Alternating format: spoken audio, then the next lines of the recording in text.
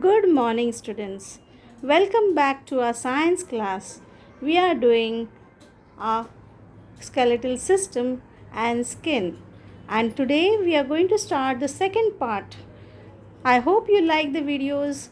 Please like and subscribe my channel Nutan's Academy.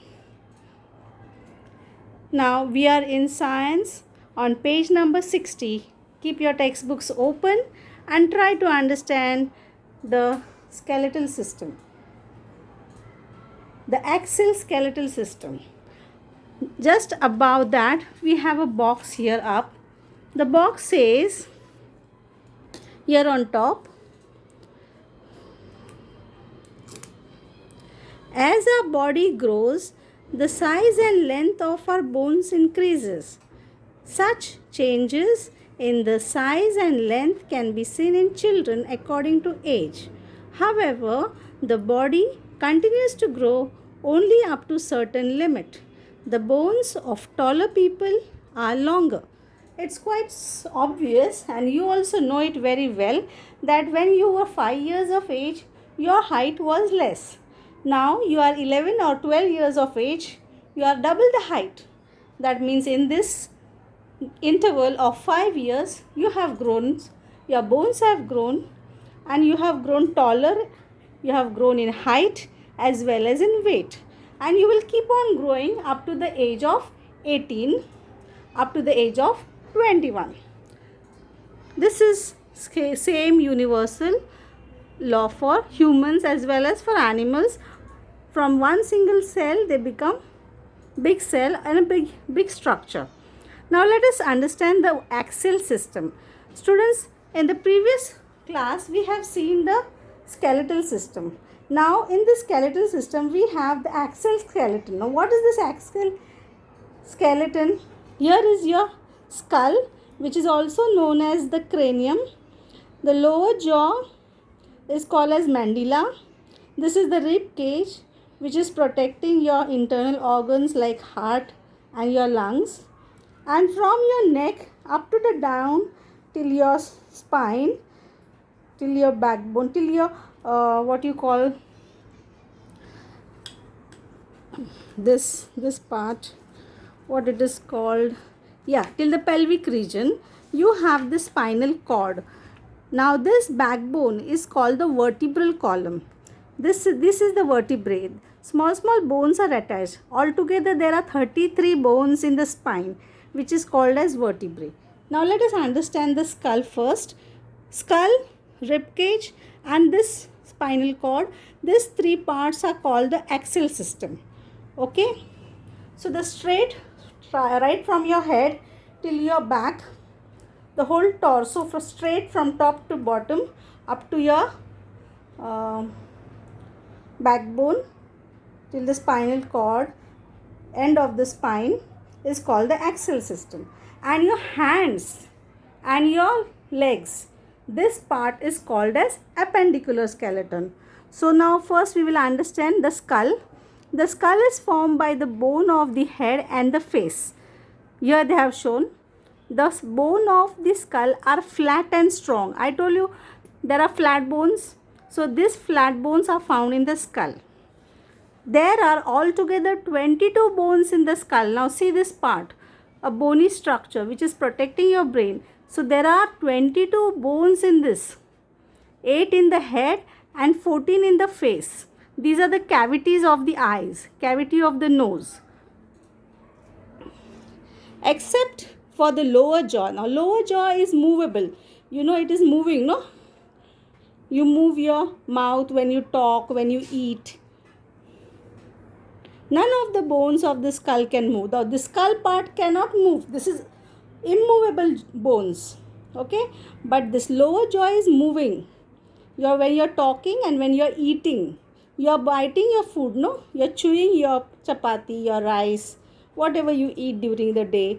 So this movement of the lower jaw is possible because there is a special joint which is movable joint and which is called as mandibula. Lower jaw is called the mandibula.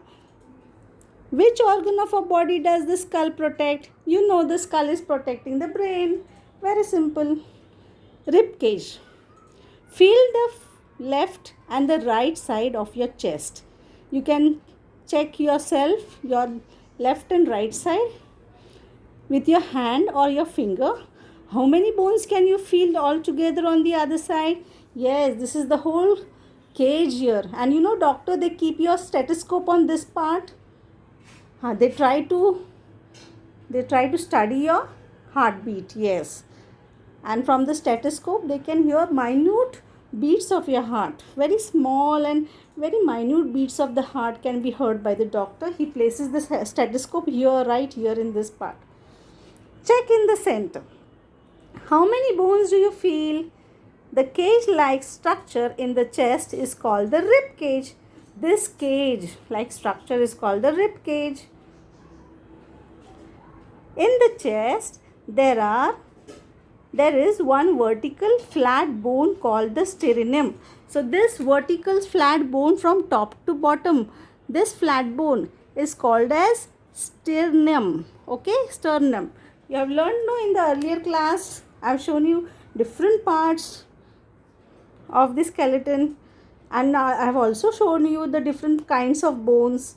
So here also you find one flat bone. 12 pairs of flat bones called ribs are joined to its sideways. So these are the 12 pairs. If you count, here also they must have shown 12. These 25 bones from the rib cage form the rib cage. It is joined to the spine at the back. So this is joined to the spine at the back. Okay. Now let us learn about the spine, or it is also known as the backbone.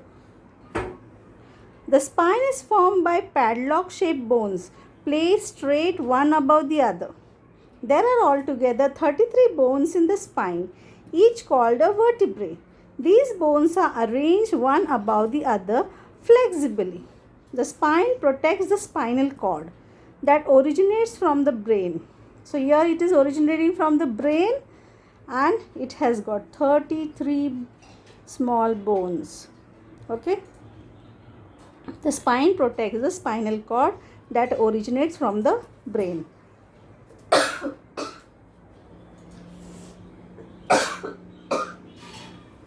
I'm sorry.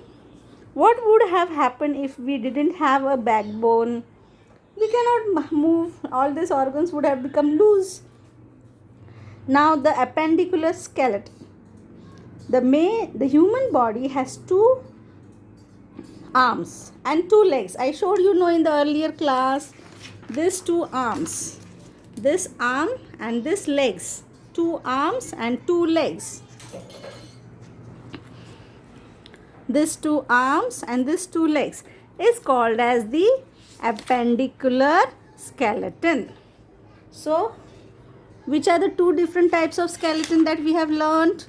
First is the axial skeleton, that is from the skull till the spine, backbone, end of the spine, rib cage, all the straight line is axial, and hands and legs is the appendicular skeleton. So this is all that we have learnt about the skeletal system. Now there is a small box here down, which is telling us, do you know? Now in this small box, if you read carefully, they have shown you one picture of a ear. Can you see this ear? Yes. And in this ear, they have shown one small bone stirrup. Yes. Now why they have shown you ear and this inside of the ear stirrup? This is a hollow bone. It is as small as a grain of rice. Have you seen rice? How small the grain of rice is? So small the grain is, and it is hollow also. That means it is light in weight. Its shape is like that of a stirrup. And this is the smallest bone in our body. So it is situated in the ears. That is why the outer part of the ear they have shown here. Okay, and this bone is inside the ear. And this is looking like a stirrup. What shape is this? You know, when you ride a horse, the horse rider, he puts his feet somewhere in the pedal near the stirrup, and then he climbs the horse on the horseback. So this is exactly the shape of that stirrup, and that is why the name of this bone is stirrup. Now they have shown you thighs. Here in this thigh, this is the longest bone, which is called the femur, and it, you know, this is long bone and this is also strong bone. So here it is written, in the human body the longest and strongest bone is the thigh bone or the femur So this box specially they have told you separately to show you the longest bone and the smallest bone. Okay, now let's go to the next page. Already next page was discussed in the earlier class. It shows you about the different joints in the body. They have explained the definition of the joints, and they have also shown you with a diagram here movable and immovable. Movable means bones which can move. Immovable joint is bones which cannot move, like the bones of the skull. I told this bones of the skull cannot move except the lower jaw. That skull is flat bone and strong also. Okay, and movable are the bones of your arms and legs, because in the arms and the legs there is joint right from the shoulder, elbow, in your wrist and fingers also. At different intervals there are joints. If you observe your hand, there are, see, this hand is shown here.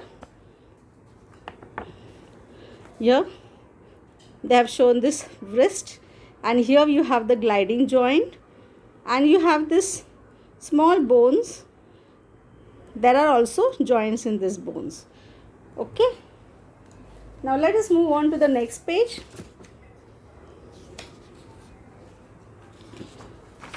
Next page tells us about the skin. Yes, in your small classes you have learnt about skin. How do you come to know that your cup of tea is hot? Of course, when you touch the outer surface of the cup, you come to know that the tea is hot. And when you take ice from the fridge, how you come to know that it is cold? When you touch the outer surface of the ice cube, you can't hold it in your hand.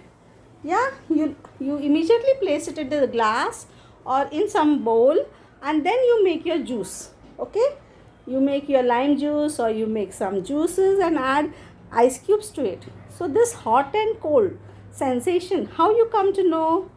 You come to know by your skin. Sometimes you know the smooth surface. If the surface is smooth, how you come to know? When after touching it. If the surface is rough, how you come to know? After touching it. So the skin is the outer covering of the whole body. Yes, and this skin requires proper cleaning, and it also requires for us to take care of our skin. To understand all this, we have to first learn what is skin. The skin is an important and large organ of all living things. The skin has hair. If you observe your skin of your hand, you can see there is hair on it. There are nails on the skin. At the tip of the fingers and toes, the skin gives us the sense of touch. The skin is an important sensory organ of the body. This is what I was trying to explain you, that sense of touch tells us that the thing is hot or cold. So it is important sensory organs. You have learned about 5 sense organs: eyes, nose, ears, and the skin is one more. So 5 organs are there, which tells us about the sense. We sense our things in our surrounding. The outermost covering of the body is called the skin. Now here they have shown a diagram where they are showing a simple diagram. It is structure of the skin. First layer is the epidermis, second layer is dermis, and third layer is hypodermis, which is also known by subcutis. The human skin is made up of 2 main layers. So this first 2 layers is epidermis and dermis, and below the dermis there is a network of blood vessels and nerves. The subcutaneous layer under this network maintains normal body temperature. The epidermis has various layers. So here there are various layers. Sorry. Next question is, can you tell what happens when you walk or play in the hot sun? What happens when you play in the hot sun? When we walk or play in the sun, if you go out for some time, we get tired. But at the same time, our skin becomes wet. Yes, this is because of sweat. In the skin, there are glands which secrete sweat. They are called as sweat glands. After playing in the hot sun or after hard physical labor, the temperature of the body rises. Then sweat is released. It helps to reduce the temperature of the body.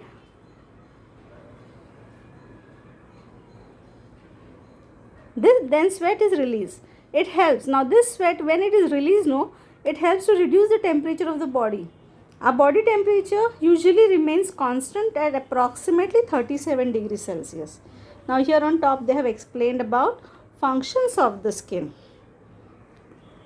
Functions of the skin. First function, they have given 6. You can learn the first 4. Protecting the internal parts of the body like muscles, bones, internal system, etc. Helps preserve the moisture in the body. Synthesizing vitamin D. Yes, this is very important. That is why in the morning we go for morning walk, early morning at 7 or 8. After that it becomes very sunny and we can't stand in that hot sun. Releasing sweat to regulate body temperature. Giving protection from the heat and cold. The skin functions as the sensory organ of touch. Then come to this part, melanin. Now what is this melanin? Melanin is the pigment. A pigment called melanin is present in the cells of the epidermis. So on the top portion, this melanin is present. The melanin is synthesized in certain glands in the skin. The percentage of melanin decides the fairness or darkness of the skin. I'm sorry. The color of the skin also depends on the climate. Melanin protects our skin and the internal parts from ultraviolet rays.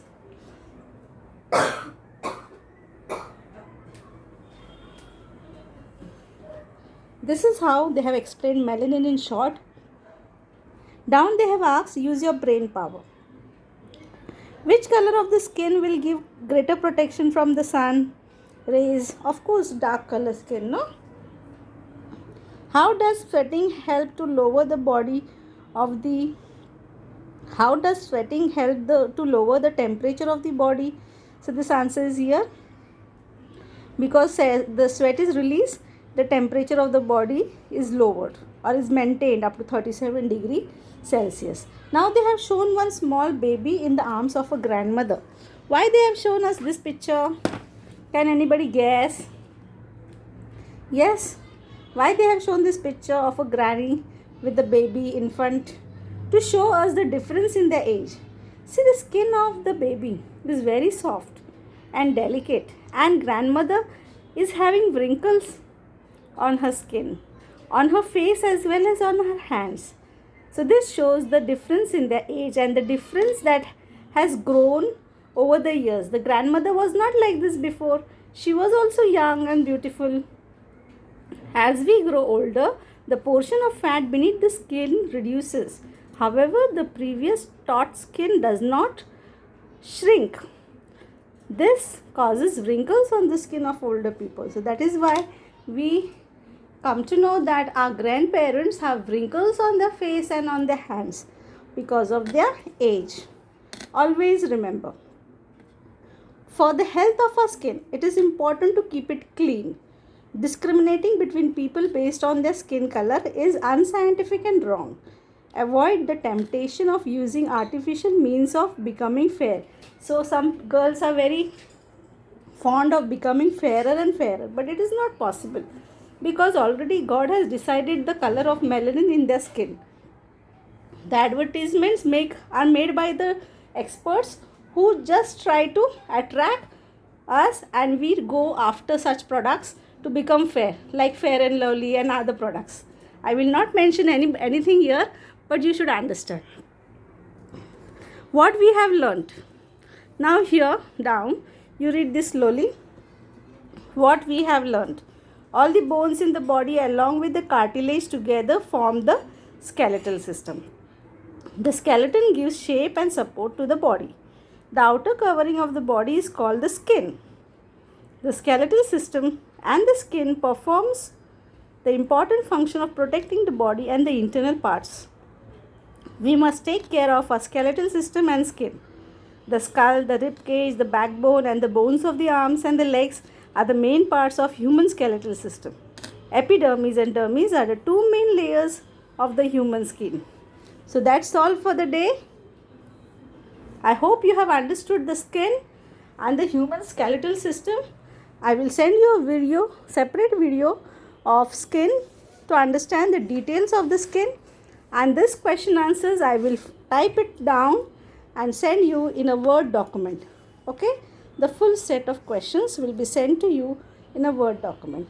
Draw diagrams. This you can draw from the textbook. Types of joints, structure of skin. So types of joints is already given here in the textbook. This is the structure of the skin. This diagram 8.8 and types of joint is 8.7. 8.7. So these two diagrams you have to learn. Thank you, boys. Have a great day. Keep reading the textbook. Bye.